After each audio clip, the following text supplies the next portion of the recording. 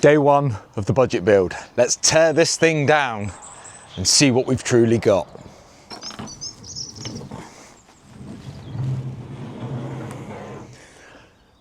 Not the best of starts.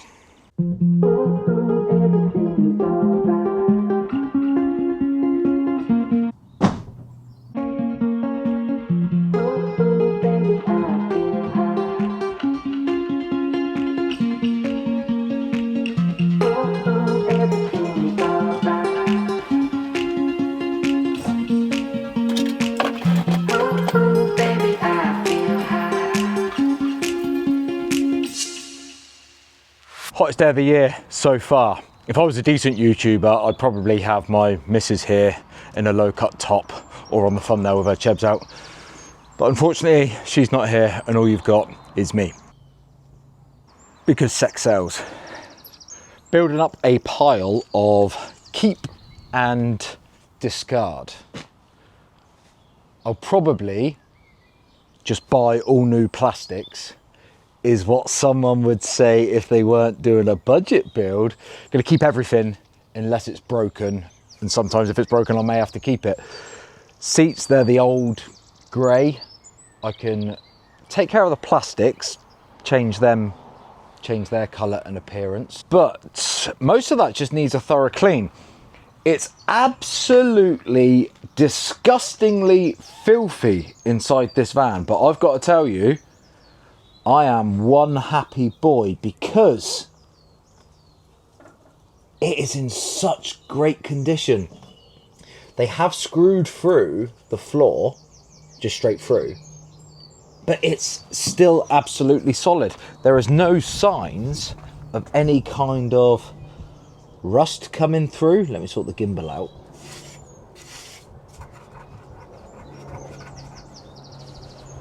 I am so chuffed. I mean, that hole there looks like it was screwed in this morning and I've taken the screw out. I don't know what this van has been doing, but it's in a dry state. I haven't even shown this van the Hoover, I promise. Obviously, look at it. Under that mat is like new. All of the sills are new. I've peeled back some of these. Look at that. Absolutely solid. Just seems to be everything on the outside of the van is untouched. And that brings me back to the spec of this van. If you watched the introduction to this van and maybe the second video, I keep mentioning that this van is grey. Not because grey is a special colour, but rumour has it, when the vehicles have a colour, the paint is thicker, it has more coats of paint.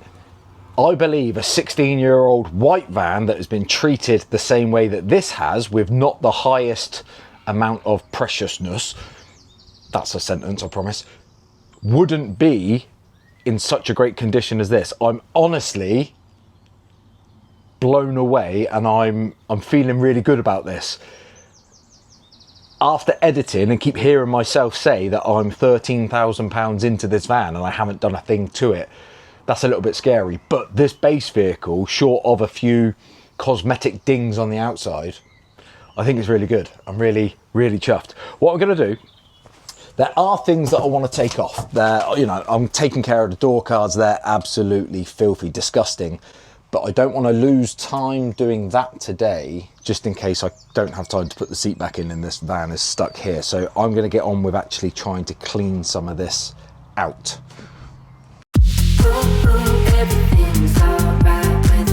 So the plot kind of thickens, if I'm honest. This van has absolutely astonished me. I cannot tell you, just when I think that I found a patch of rust, it's actually just dirt and it's coming off with the Hoover. What I need to do, I need to agitate any kind of stuff that's stuck on, Hoover it again, and then I'm going to clean it out. At the end of this video, hopefully, if I work out how to do it, there is going to be a chance to have your say as a viewer. It's regarding the name of this van. I'm going to try something, never tried it before, so please stick around for that and please do join in, have your say. I'm blown away. Struggling to work out what the previous use was. Who in 2010 orders a 4-motion van with diff lock? Loads of people do it nowadays because we all think that if it's got full motion and diff lock, it's going to be desirable for resale when the time comes. It's going to make your van stand out against all the others. And that makes perfect sense. It does. That is a great thought process. But in 2010, 16 years ago, someone said, I'll have full motion, I'll have diff lock, I will in fact have air conditioning. Air conditioning, when I bought a van in 2014, was around £1,300 extra. So it's quite a high spec, like I keep saying. I think the grey has paid dividends in the long run. As I'm cleaning, I've found a couple of seed packets. And it's almost like there's dirt and kind of composty bits of straw and grass. So I was considering, has this been a florist's van? You know, have they been carting around crates of flowers and things like that? But there's not enough water. Surely if someone's carting around flowers in pots and stuff, that, you know, the cargo floor would be rotten due to all the amounts of water. There isn't. And we've got this on the back door, a symbol that says it carries flammable liquid. It definitely was a commercial vehicle. As a plumber of all those years, I probably should have had a sticker on saying that I was carrying gas, but I didn't necessarily. So yeah, if someone knows how to find out the history of a vehicle, please don't tell me that it's a cat in right off, because that'll break my heart. Yeah, I'm astonished. I'm going to carry on cleaning that out and then probably have a good look at adding some soap suds.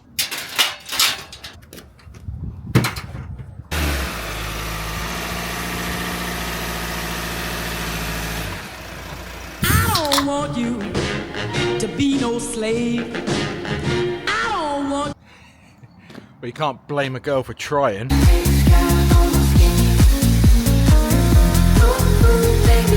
There's good reason why I allowed myself to do that. A, it's 16 years old. 2, it really needed it. And triangle, over the next couple of days, it's going to be around 27 degrees.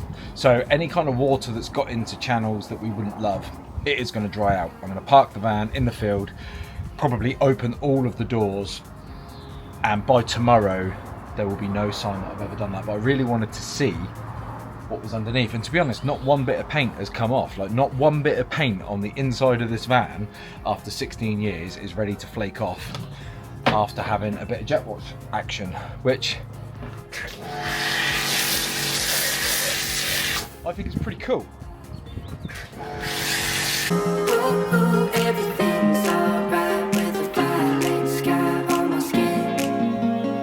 Just another thing to add. What I've realised since having the main cab mats up, this was ordered with bulkhead delete, which is very rare.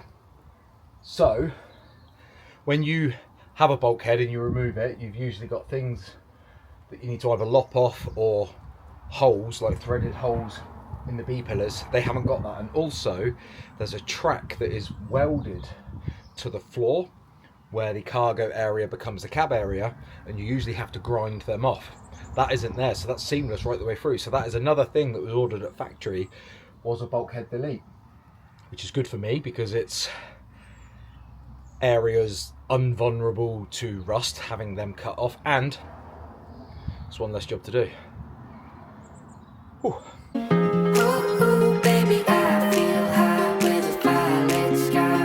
No hidden treasure. Well, the fact that there was no rust, I suppose that kind of is a hidden treasure. The van itself is the hidden treasure. I found 31p, a library card, and no rust. I'll take that.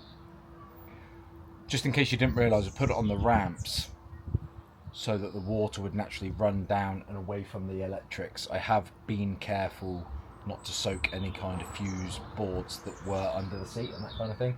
But I'm really chuffed. Check this out. There is the tiniest amount of kind of rust coming through there, so I'll clean that up and do some rust converter on that bit here, but that's because the paint has come off. I bet that'll clean up nice.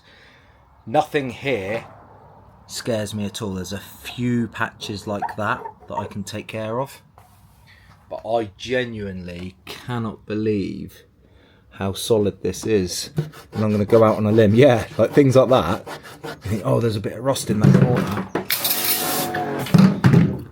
It isn't. That's just dirty water from a second ago. It genuinely is far better on the inside than the out. And it surprises me because that has been probably never touched. Time to have your say. The name of this van. I don't often name the vans, if I'm honest. I've started calling the new Transporter the hearing aid, just because that was by accident. I call that the big black van because that's descriptive. And I've been calling this the budget build, but Matt at T5 Upgrades has been calling it the 10 plate. Not TEM plate. 10 plate is in the number 10 because it's a 2010. What do you think? Budget build or 10 plate?